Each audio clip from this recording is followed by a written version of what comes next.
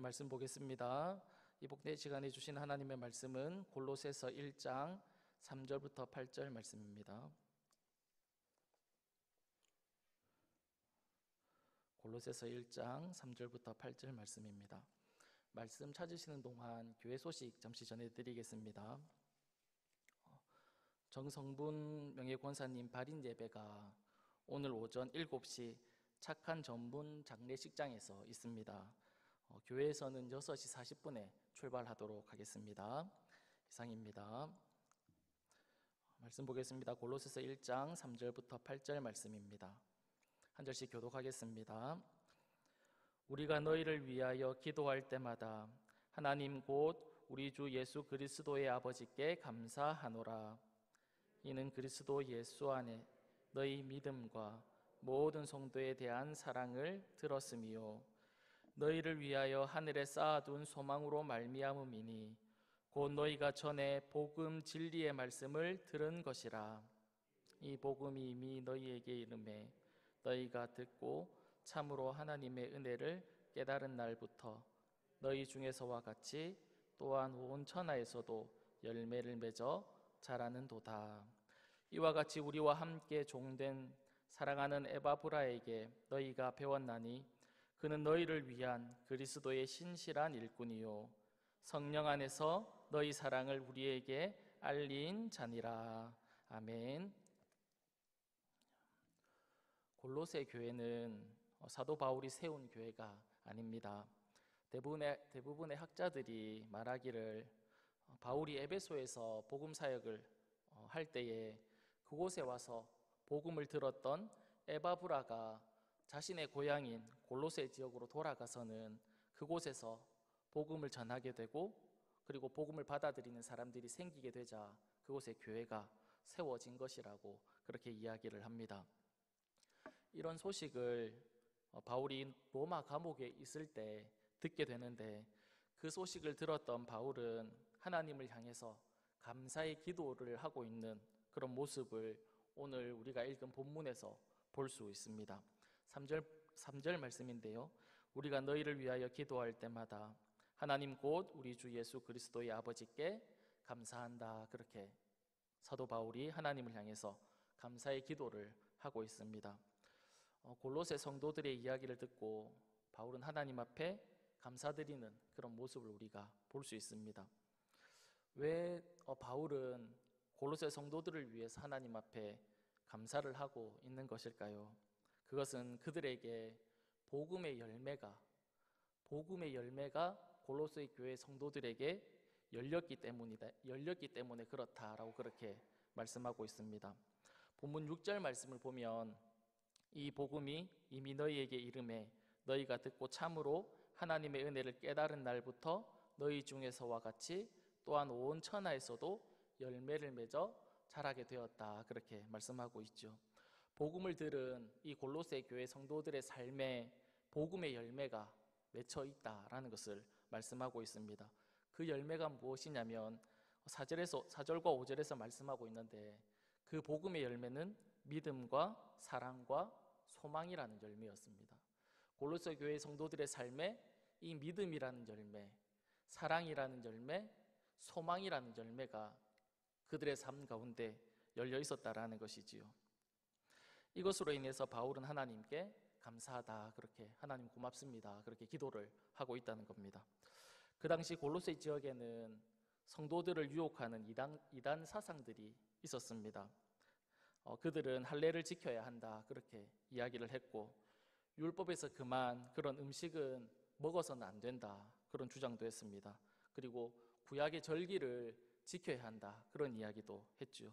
그리고 그들은 몸을 괴롭게 하는 극단적인 금욕주의자들도 있었고 심지어는 하나님이 아니라 천사들을 숭배해야 된다라는 그런 주장을 했던 사람들도 있었습니다. 이런 이단 사상들을 주장했던 그 사람들의 주장들을 한마디로 표현하면 이런 얘기죠. 주님으로는 부족하다라는 겁니다. 너희들이 주님만 믿으면 구원을 얻을 수 있는 것이 아니라 주님 이외에 또 다른 것이 너희에게 필요하다라고 그들은 주장을 했던 겁니다.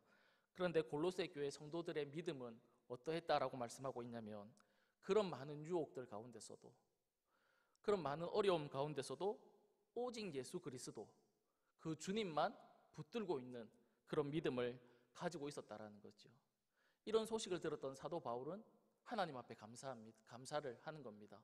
왜냐하면 그들의 올바른 믿음 때문에, 예수 그리스도를 붙들고 있는 그 믿음 때문에, 많은 유혹 가운데서도 예수로 충분하다라는 그 믿음 때문에 사도 바울은 하나님 앞에 감사합니다, 그렇게 고백을 하고 있는 겁니다. 또한 골로새 교회 성도들은 사랑이 있었다, 그렇게 얘기합니다. 여기서 말하는 사랑은 일반적인 우리가 이성 간의 사랑이나 아니면 친구 간의 우정이라는 그런 사랑을 표현하는 단어가 아닙니다. 여기서 말하는 사랑은 아가페 사랑을 이야기합니다. 그러니까 주님이 우리를 사랑했던 그 사랑, 헌신하는 그런 사랑을 말하는데, 이런 헌신의 사랑이 골로새 교회 성도들 간에 있었다라는 것이죠. 그 당시에 골로새 지역에는 2번의 큰 지진이 있었다라고 그렇게 학자들이 이야기합니다. 지진이 발생하면 어떤 일들이 벌어집니까? 오래되었지만 포항에서 지진이 있었지요. 그로 인해서 2,000명 가까이 되는 사람들이 이재민이 발생을 했습니다.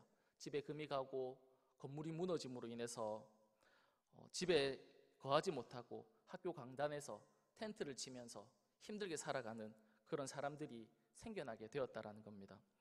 골로새 지역에 2번의 큰 지진이 있었습니다. 이로 인해서 어려움을 당하는 사람들이 있었겠죠. 불편을 겪는, 도움의 손길이 필요한 그런 사람들이 있었을 것입니다. 그런데 그곳에 있는 성도들이 어떤 모습을 보여주었을지 예상이 되지요. 그들에게 사랑이 있었다, 그렇게 말씀하는 이야기를 들으면서 그들이 어떤 삶을 살았는지 예상되지 않습니까? 오늘 본문 4절에 보면 모든 성도에 대한 사랑을 들었다, 아가페적인 사랑이라고 했죠. 헌신하는 사랑, 그런 사랑이 그들에게 있었다. 도움이 필요한 사람들을 도와주는 그런 행동을 하는 그런 사랑이 골로새 교회 성도들 그 안에 있었다라는 것을 말씀하고 있습니다. 이런 사랑의 이야기를 들었던 사도 바울이 하나님 앞에 감사를 하고 있는 것을 또 볼 수 있습니다. 마지막으로 골로새 성도들에게는 하늘에 소망이 있었다, 그렇게 말씀합니다.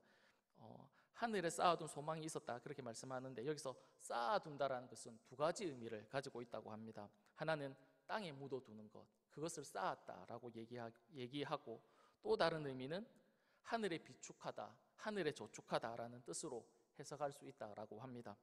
누가복음 19장에 보면 문화 비유가 나오는데, 거기에 보면 한 문화 받은 사람이 그것을 수건에 싸서 땅에 이렇게 묻어두게 되는데, 땅에 묻어두었다라는 이 단어, 그 단어가 쌓아두었다라는 단어와 똑같은 단어를 사용하고 있다는 겁니다. 그러니까 땅에 묻어두는 것, 그것도 쌓아두었다라는 뜻과 같다라는 것이지요. 그렇게 땅에 묻어두었던 사람을 보고 주님이 무엇이라고 평가합니까? 어리석은 자다, 실패한 인생이다, 그렇게 주님이 평가하지 않습니까? 그런데 골로새 교회 성도들은 소망을 어디다가 두었다라고 말씀하고 있습니까? 땅이 아니라 하늘에 두었다, 그렇게 말씀하고 있는 겁니다. 그러니까 그들은 이 땅에 소망을 두고 살아가는 것이 아니라 영원한 나라, 그 나라를 소망하고 그 나라를 바라보면서 살아가는 그 소망이 골로새 교회 성도들에게 있었다라는 것이죠. 이 이야기를 들었던 사도 바울이 하나님 앞에 또 감사를 하는 겁니다. 그런데 이상하지 않습니까? 골로새 성도들이 여러 유혹 가운데서 오직 예수 그리스도를 붙들고 살았고, 그 예수 그리스도를 신뢰하고 그렇게 살았습니다. 그러면 사도 바울은 누구에게 고맙고 누구를 칭찬하고 누구에게 감사해야 될까요? 골로새 교회 성도들이죠. 그들의 많은 어려움과 유혹 가운데서도 그들이 하나님의 그 신앙을 붙들고 믿음을 붙들고 살아가는 그런 모습을 보면 성도들을 향해서 칭찬하고 그들을 격려하고 그들에게 감사를 표하는 것이 당연한 것처럼 그렇게 보여지지 않습니까? 그들이 어려운 사람들을 도와주고 도움이 필요한 손길들을 이렇게 채워주는 그런 모습들을 보면서 사도 바울은 당연히 너희들이 참 잘했다, 너희들이 너무 착한 일을 했다, 그렇게 얘기해야 될 것 같은데 사도 바울은 하나님 앞에 감사를 하고 있다라는 것입니다.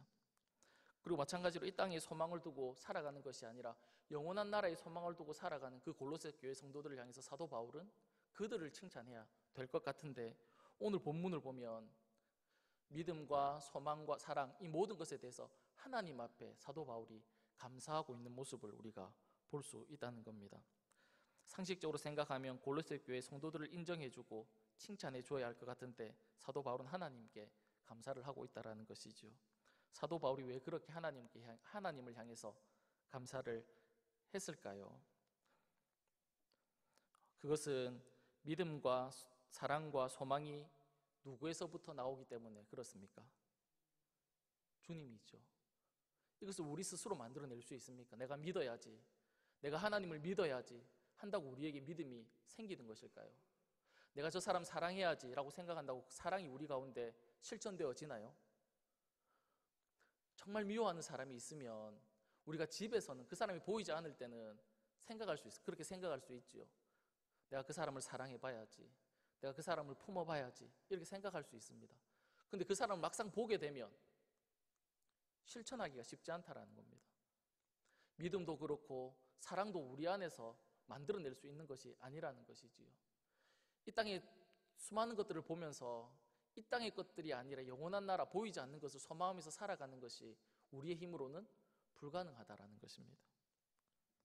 사도 바울은 그것을 알았기 때문에 하나님 앞에 감사를 하고 있는 것이지요.